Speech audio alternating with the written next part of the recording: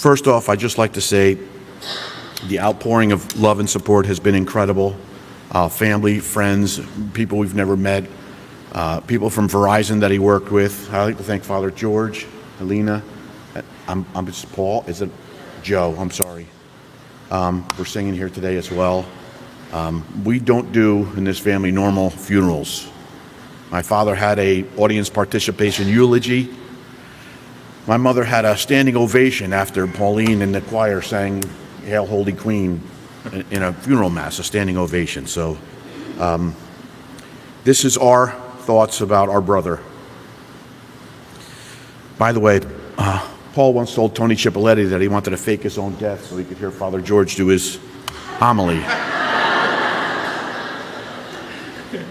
And we are giving new meaning to the term pallbearer. How do we begin to describe our brother Paul? We didn't call him Skeeter. To us, he was just Paul, along with some other names not appropriate in this venue. When people in the town started calling him Skeeter, our father told them, just remember, I'm the original Skeeter. And Paul shot back with, well, yeah, I'm the new and improved Skeeter. Paul was definitely in a class of his own. He could usually be found sitting in the corner of one.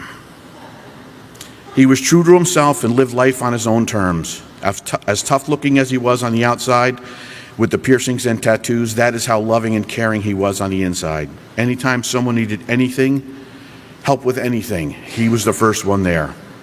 He loved motorcycles and old cars. You can tell that because his garage is now bigger than his house. We remember him working on cars with his friends in the garage. They were always doing something to something. He was old-fashioned.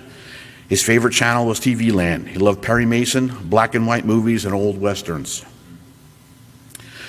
Paul's also a very private person. Anytime we asked him anything where he was going, what he was doing, he would say, "Ha, can't tell you too much."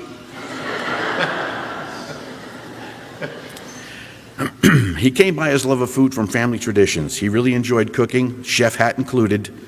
He would make several kinds of cranberry sauce and pies for Thanksgiving. He would get together to clean the fish for Christmas Eve. Fat Tuesday was Bananas Foster. He loved spices and hot sauce, and his collection was expansive. He enjoyed traveling and was always looking for someplace interesting to eat.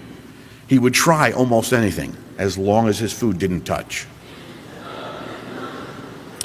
He had a strong work ethic. He always had a job, from our newspaper route as kids, pumping gas at Uncle Louie's gas station, landscaping with John Cacirio through high school. After college, he landed a job as Verizon as an installer, where he worked for over 30 years. He eventually became the union rep for the local IBEW. He was so respected and liked by his co-workers that when he was wrongfully terminated, the guy started a campaign to get him back. They made bumper stickers that said, "Bring Paul back" on them. They were everywhere. I saw one recently and it made me smile. It worked because he eventually got his job back. After he retired, he got a CDL license and had a job as a school bus driver.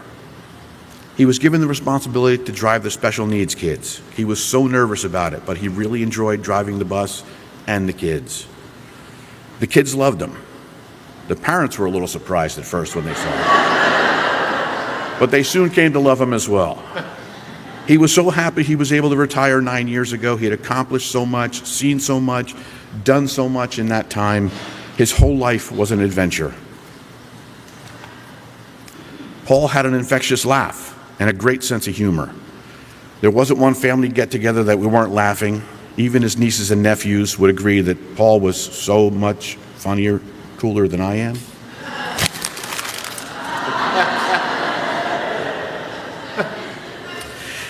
He was telling our kids a story when I was about 5 years old.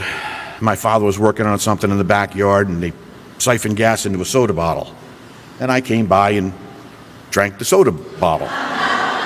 So I drank the gasoline, and Paul told the kids, he said, he ran around the house, and he ran around the house, and he ran around the house, and then he fell over. And the kids were like, "What happened?" Paul said, "He ran out of gas."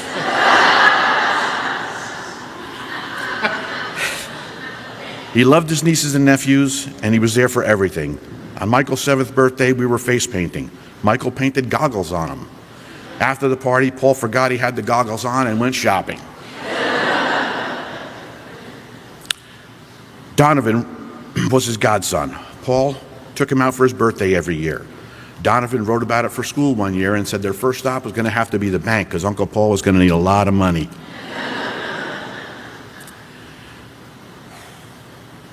When Bike Week would overlap Fat Tuesday, Pauline would call him up and say, "Where's my bananas, Foster?" He always made it for her when he got home.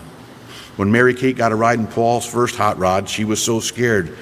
When she got back, her hair was all crazy, and she said, "Uncle Paul is so cool."